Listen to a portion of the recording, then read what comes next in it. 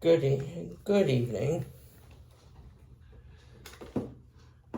There's been a lot of talk recently about how extinction,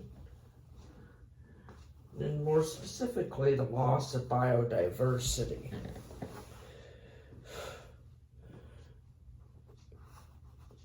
As many of you know by now, I've been doing a series on animals that have gone extinct because of humans.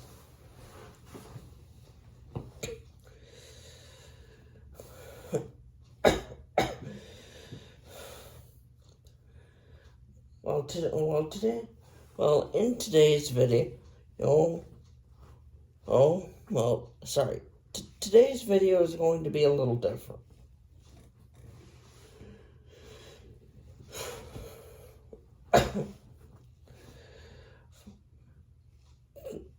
And today I'll be defining what extinction exactly means.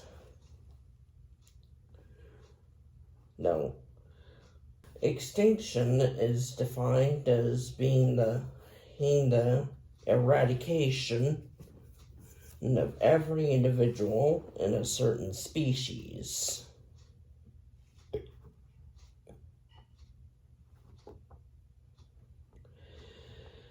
There are some subcategories to this. And I'll be covering all the ones that I know of.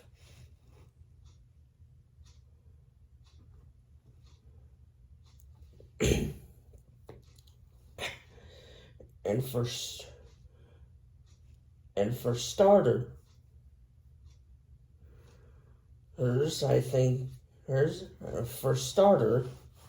I'll go with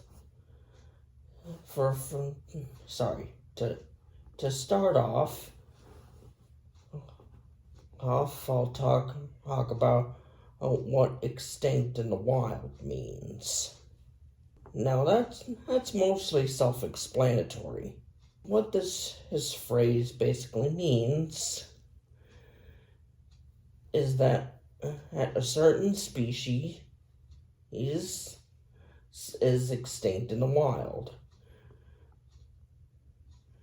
Yet there's still a small population of said species in captivity.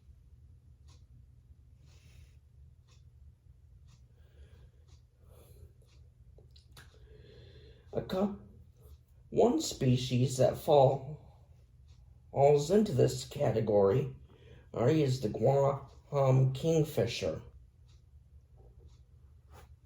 Native to the island of Guam,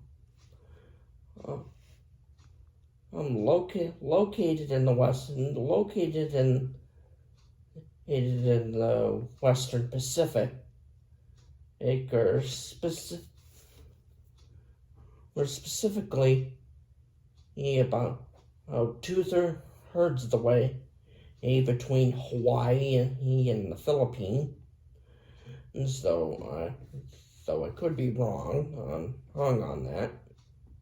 And to be honest, I've been wrong before.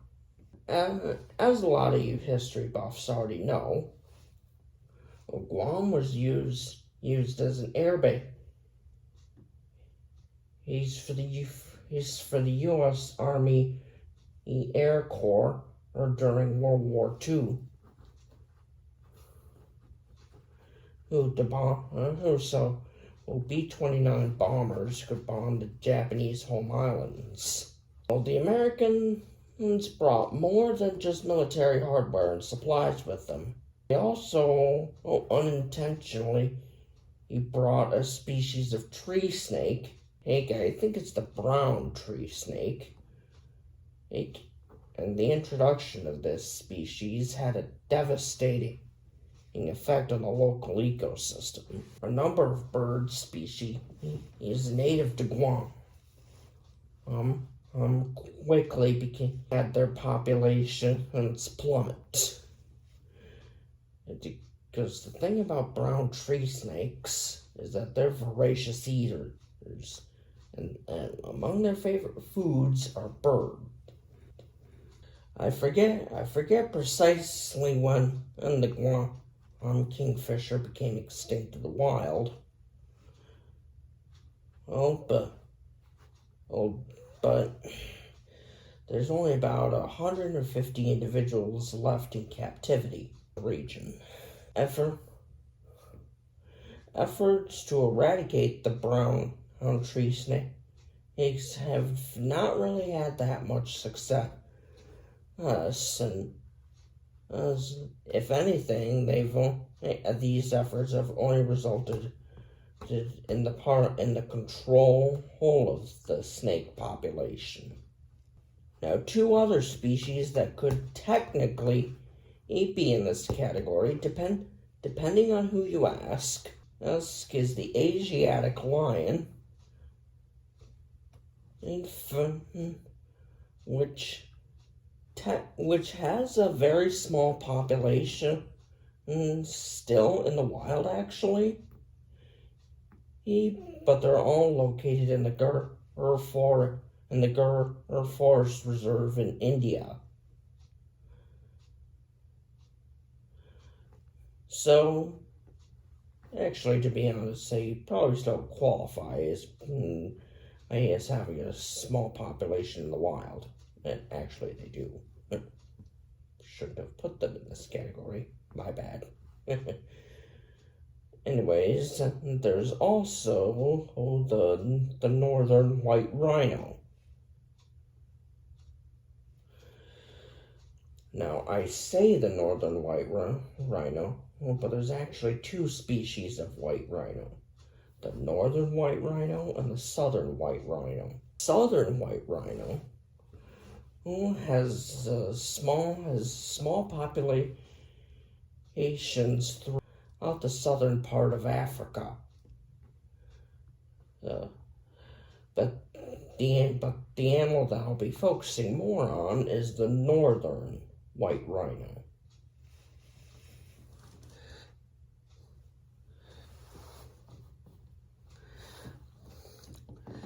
The northern white rhino was hunted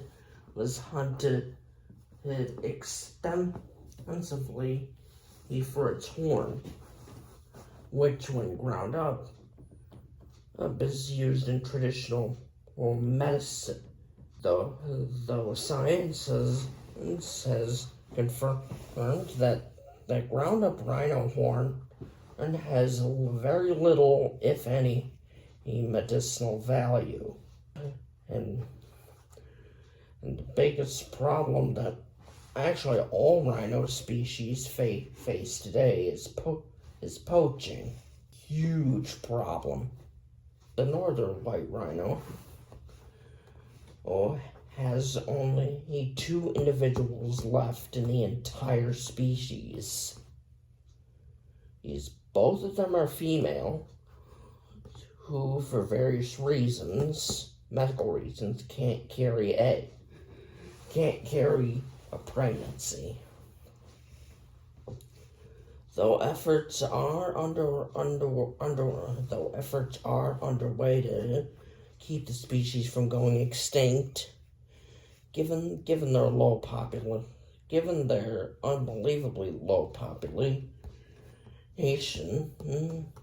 and the fact that the 2 remaining individuals can't carry a pregnancy, I think it's a lost cause. Now, I say extinct.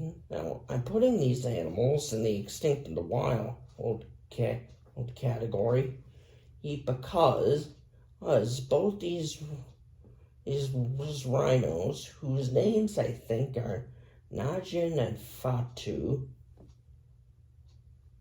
though I probably butchered that, heard the pronunciations there.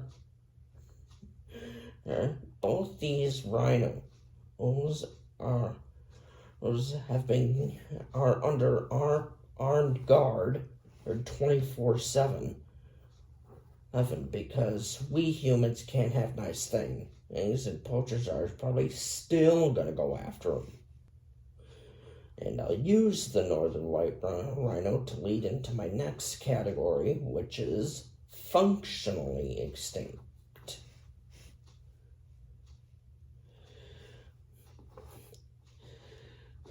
As I just covered, what functionally extinct means is that though a certain species still has individuals remaining, and there aren't enough individuals left in that species to maintain a healthy genetic diversity.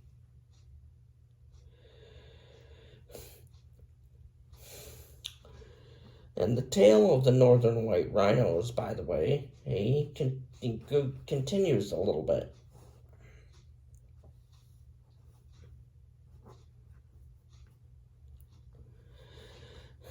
As the last known male of the species, whose name I know was Sudan, and died in 2018. And though some of his stuff was preserved and frozen for later use, again, it's just a lost cause with those animals. Another animal that could go into the functionally extinct category is a very small species of porpoise known as the vaquita. The vaquita, has historically only ever been found in the Gulf of California.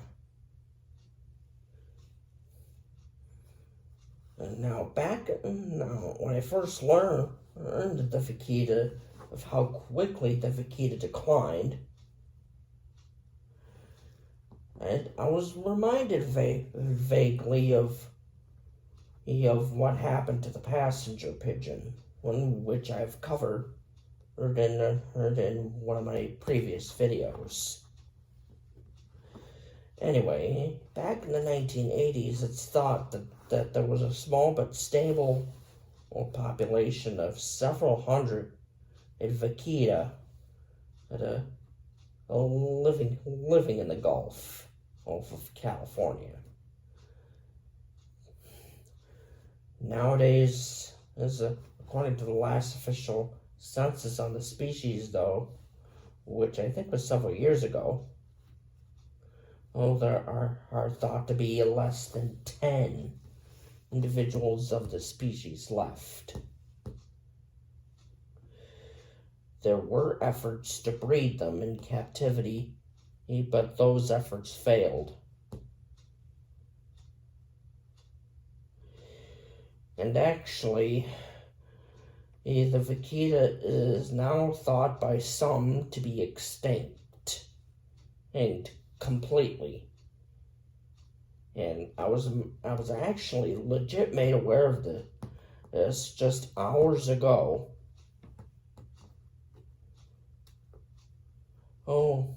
By a video that was recently posted on the Tizuki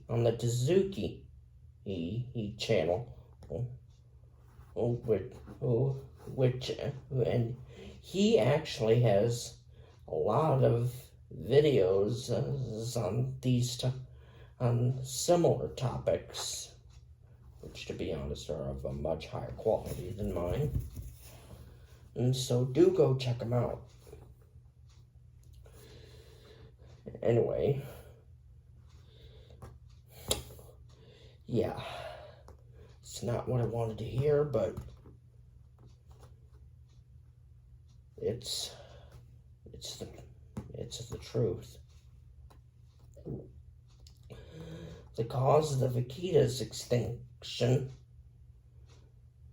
or presumed extinction at this point, and is illegal gillnet fishing. Though the Mexican government banned gill fishing a number of years ago, although I forget exactly when,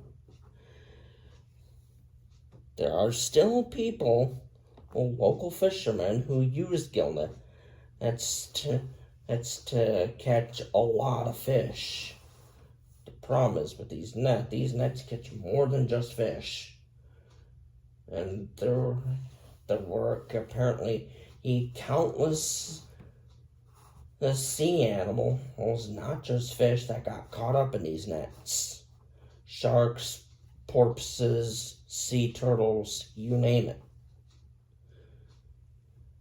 And the vaquita wasn't the only victim of these gill nets. And the reason people will still use gill nets in the region is to catch a species of fish called a totiaba.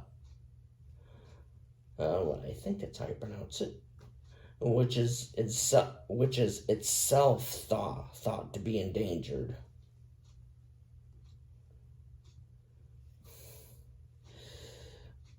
Again, efforts to save the vaquita at this point is a lost cause.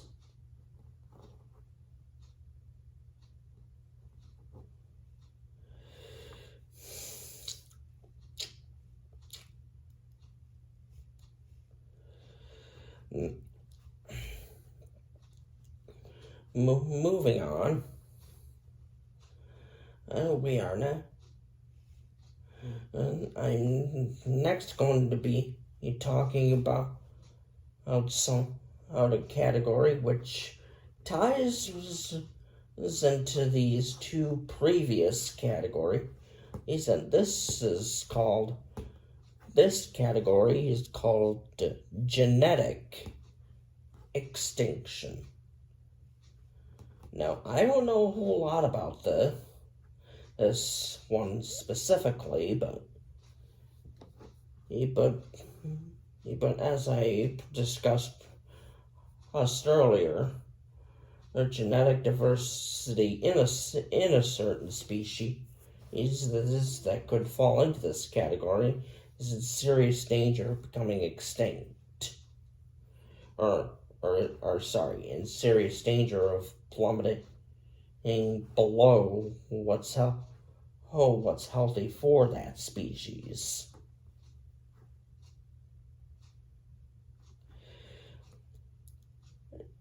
An animal that has population that fall into this category is actually pretty well known to a lot of people. Well, that's the American bison. The American bison, as the name implies, is native to specifically the U.S.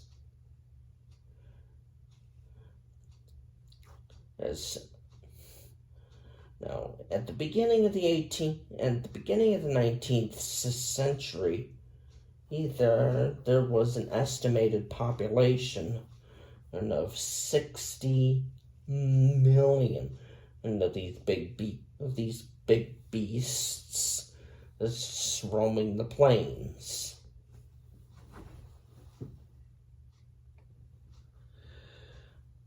And however, by the early 1900s, there are thought to have been and then just 1,000 left. Why? Hunting. Serious over-hunting. And again, we kind of had the passenger pigeon issue. Although one bullet would not take down 5 bison at once. And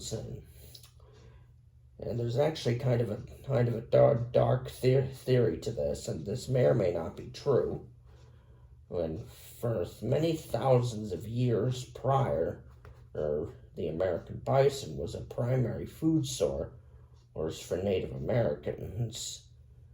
However, when European settlers got greedy, the theory is that they hunted these bison extensively in order to force a surrender from the Native Americans. Now, again, this may or may not be true, but it certainly would explain a few things.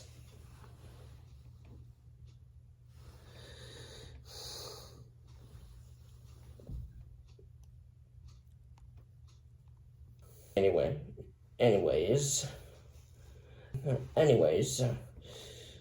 I had recently an enormous pile of bison skulls that appear. The picture itself appears to date from sometime in the late 1800s.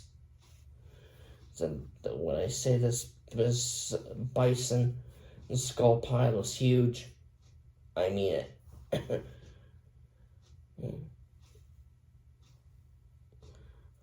Well, I don't know exactly how big this pile is. It's effing huge. There must be thousands upon thousands of skulls in this pile.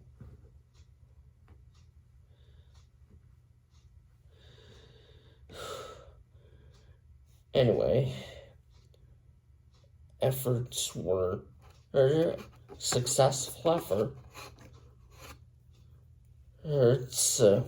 made to save the species, and there are now a small population scattered across the western U.S., and most notably in Yellowstone. But once again, people are stupid, and the rangers there have had to post warnings. Things telling people to stop trying to take selfies with the bison.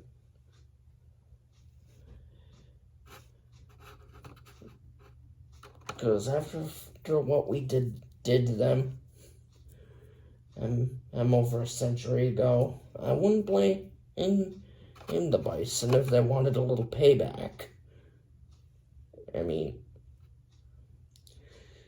having people constantly trying to take pictures of themselves with you, it would annoy the heck out of anyone pretty quickly. And angering a 2,000-pound animal, armed with a fairly large pair of horns, and then with the strength to easily kill wolves.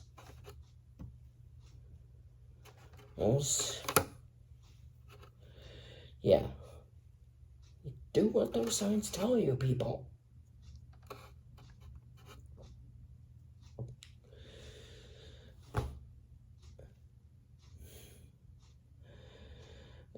The story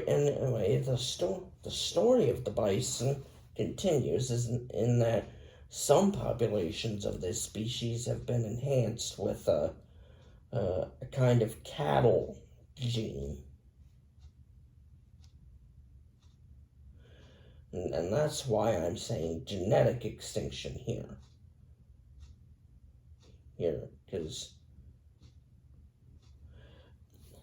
there's some purebred bison and are in danger of going extinct. And with the largest purebred bison herd living in and around Yellowstone. Anyway, moving right along. And there's also locally extinct. And what this category means is that a species becomes extinct in a certain area.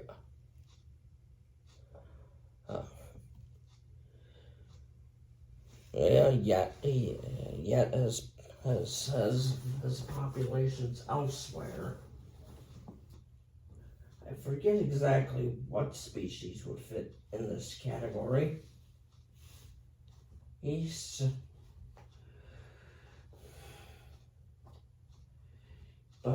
No wait, actually, brown bears fit in this category because there are 3 subspecies of brown bear. There are 3 subspecies of brown bear that have gone extinct, and that I know of. For technically 4, really. Yeah, first, there used to be brown bears in what is now the UK, hundreds of years ago. But again, humans hunted them to extinction, and that's basically kind of the story for all other extinct brown bear subspecies. The last known Atlas bear was shot in Morocco sometime in the 1870s. Is the last California grizzly bear sighting, or the last confirmed sighting, was, I think, sometime in the 1930s, with the Mexican grizzly bear being exterminated a few decades later. Yeah, brown bear still have populations in Europe, in Central Europe, Canada, Alaska, and the continental U.S.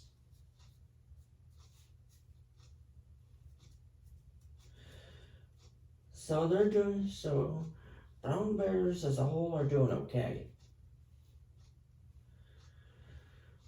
And another species, another animal that's probably the most majestic, that would fall into this category, is the tiger.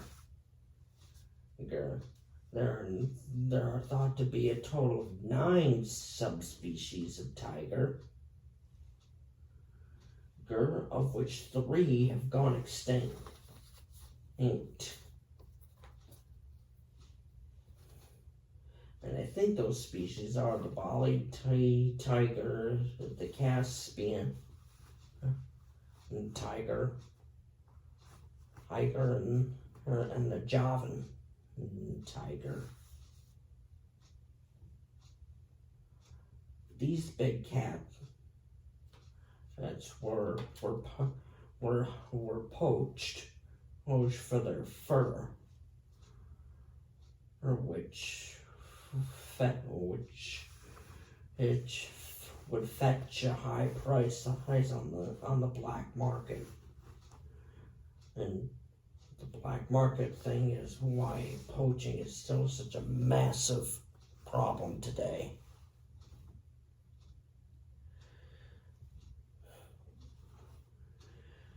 The remaining 6 subspecies of tiger are either endangered or critically endangered.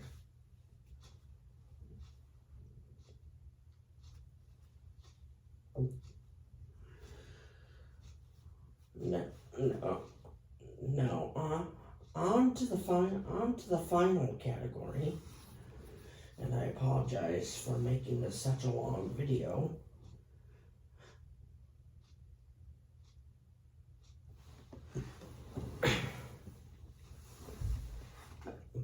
I'll wrap this up. I'll wrap this up pretty quickly. And the final subcategory of extinction is presumed to be extinct. As I mentioned earlier, the vaquita falls into this category. Another animal that would falls into this category, is the baiji, or Chinese river dolphin, also called the Yangtze River dolphin, which was found in the Yangtze River in China. It was not hunted. It was not really hunted much that I know of. What did them in, and was the construction of a lot of dams. There hasn't been a confirmed sighting of the baiji since the early 2000s. The reason dams are thought is most likely led to the baiji's extinction is because the dam has affected the natural flow of the river, meaning species couldn't migrate up and down the river to reproduce. This is known to have led to the extinction of the Chinese paddlefish, which was a rather large species of freshwater fish. There's also native to the Yangtze and other nearby rivers. It was declared, as far as I know, it was declared extinct in 2020, just as the COVID pandemic was breaking out.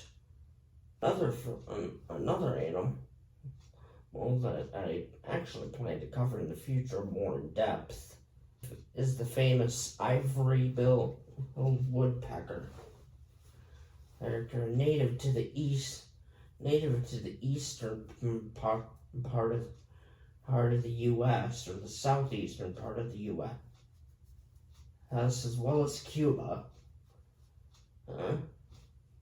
And the last confirmed sighting in the continental U.S. of this bird was in 1944. And correct me if I'm wrong, but the last confirmed sighting in Cuba of this bird was in 1989. I actually don't know whether this bird is listed as critically endangered or extinct, but I think it's just presumed extinct, as there hasn't been a confirmed sighting of the bird in several decades. I will be covering this bird and some other species mentioned in this video in more detail in the coming months. Again, I sincerely apologize for making this a longer video. But there was a lot to discuss today. If you did decide to stick around till the end, and thanks for coming. If you do like these videos, hit the like icon on the subscribe button and the bell icon to not miss my next upload, which will hopefully be episode 4 of my series of recent animal extinction, in which I cover an animal that still influences farming today, despite having been extinct for hundreds of years. The auroch. Anyway, thank you thanks for tuning in, and